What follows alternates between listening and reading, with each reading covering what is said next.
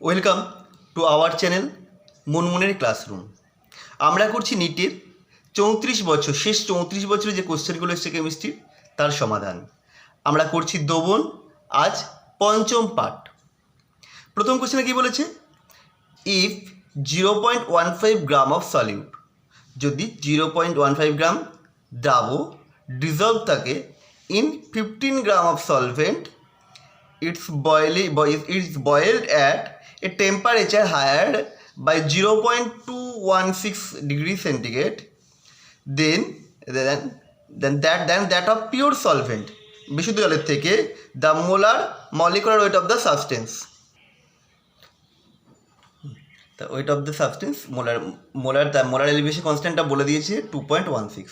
তাহলে কী করে করবো দেখো, আমরা করে দেখেছি এখানটায়। এটা করতে গেলে এটা করতে হবে আমাকে কী কী বলে দিয়েছে দেখো। W2 এর ভ্যালুটা বলে দিয়েছে 0.15, এটা W2, তো W2 0.15 বসিয়ে দিলাম। এটা W1 এর জায়গায় 15টা বসিয়ে দিলাম। এটা হচ্ছে ডেল টিবি, এই যে এতটা শ্রীলঙ্কা বৃদ্ধি পেয়েছে, ডেল টিবির জায়গায় বসিয়ে দিলাম এটা। আর এটা কেবির ভ্যালু বলে দিয়েছে, কেবির জায়গাটা বসিয়ে দিলাম। দিয়ে সমাধান করা হচ্ছে। দেখো সমাধানে নিজেরাই পারবে, যেখানে 15 কেটে যাবে তাহলে এখানে হবে 0.01, মানে এখানটায় 100 চলে আসবে। আর এটা কেটে গেলে আসবে 10, তো এবার ক্যালকুলেশন করলে এটা আসছে 100। So our answer is option D, 100।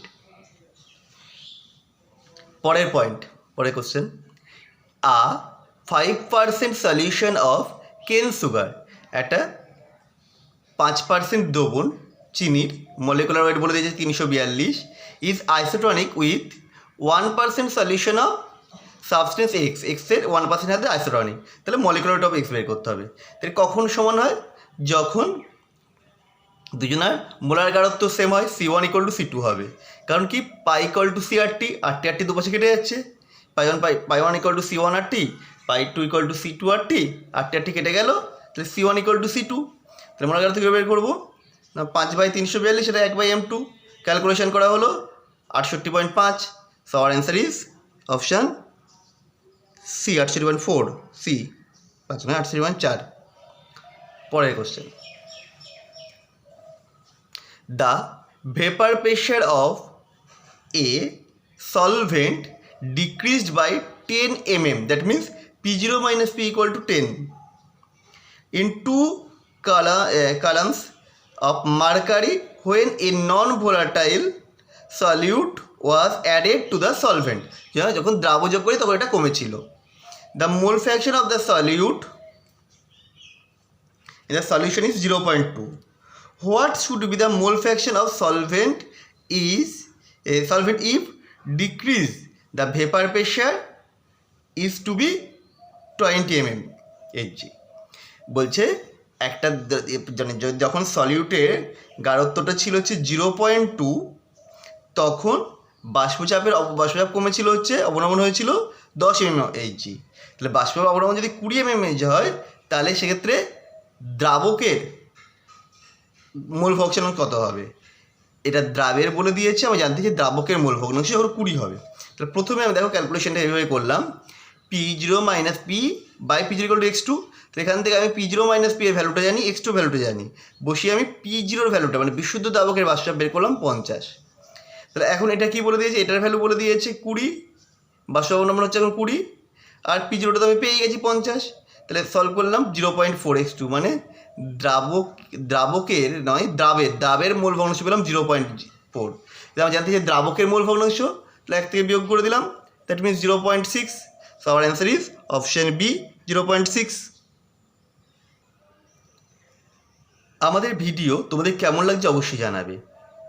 The vapor pressure at a given temperature of an ideal solution containing 0.2 mole of a non-volatile solute and 0.8 mole of solvent is 60 mm of Hg. The vapor pressure of pure solvent at same temperature is, তাহলে কি বললো, vapour pressure একটা given temperature ideal solution containing 0.2 mole of non volatile solute আর 0.8 mole of solvent. তাহলে এখানে দ্রাবক আর দ্রাবকের মোল সঙ্গে বলে দিয়েছে, মোল ভগ্নাংশ আমি বের করে নিতে পারবো। Is 60 ml of Hg। তাহলে vapour pressure of pure solvent at same time, pure solvent মানে P0 বের করতে হবে।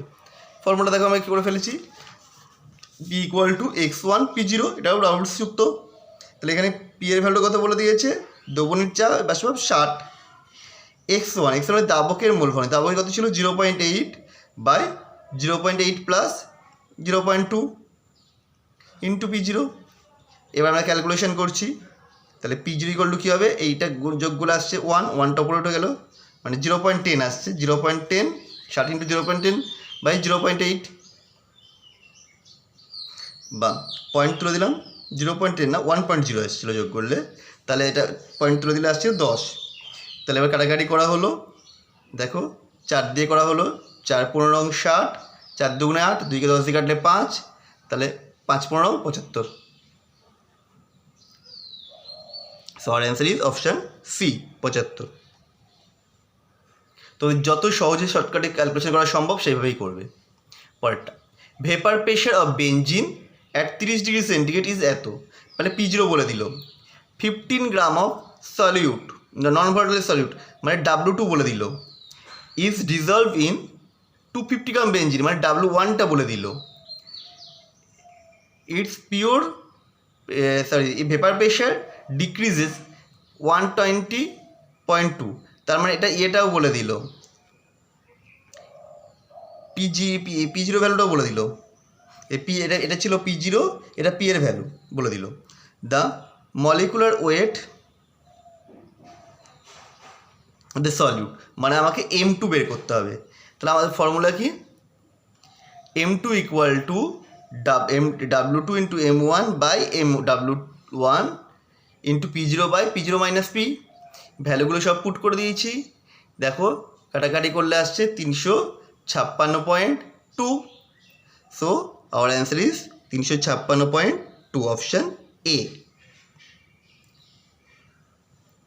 Which one is a colligative property, এখানে কোনটা কলিগেটিভ প্রপার্টি, বয়লিং পয়েন্ট না, বয়লিং পয়েন্ট কলিগেটিভ প্রপার্টি নয়। কেন না, এলিভেশন অফ বয়লিং পয়েন্ট, স্ফুটনাঙ্কের উন্নয়ন হচ্ছে সংখ্যাগত ধর্ম, স্ফুটনাঙ্ক নয়। ভেপার প্রেশারও বয়লিং নয়, সংখ্যাগত ধর্ম নয়।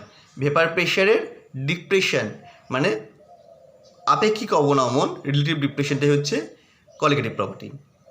অসমোটিক প্রেশার হচ্ছে কলিগেটিভ প্রপার্টি, অভিস্রাবণ চাপ এটি সংখ্যাগত ধর্ম।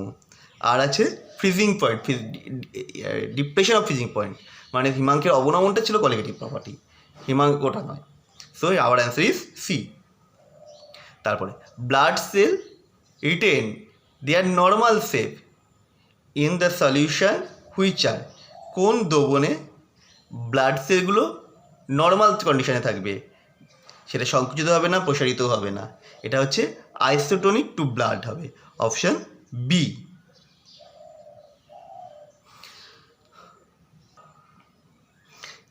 এবার আমরা চলে আসছি abnormal molecular mass and distribution লয়ের, এটা টপিক 4।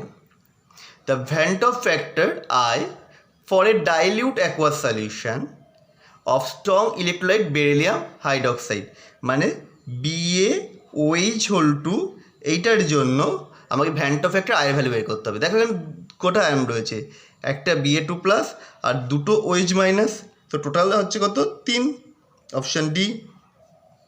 চলো পরের প্রবলেমটা, the boiling point of 0.2 mol kg inverse solution of X in water is greater than equimolar solution of Y, মানে আমাকে দুক্ষেত্রে 0.2 mol per kg নেওয়া হয়েছে দুটো সলিউশন X এবং Y, কিন্তু বলছি Xটার বয়লিং পয়েন্টটা বেশি কার থেকে, ওয়াইতে, ইকুইমোলিকাল সলিউশন অফ ওয়াই।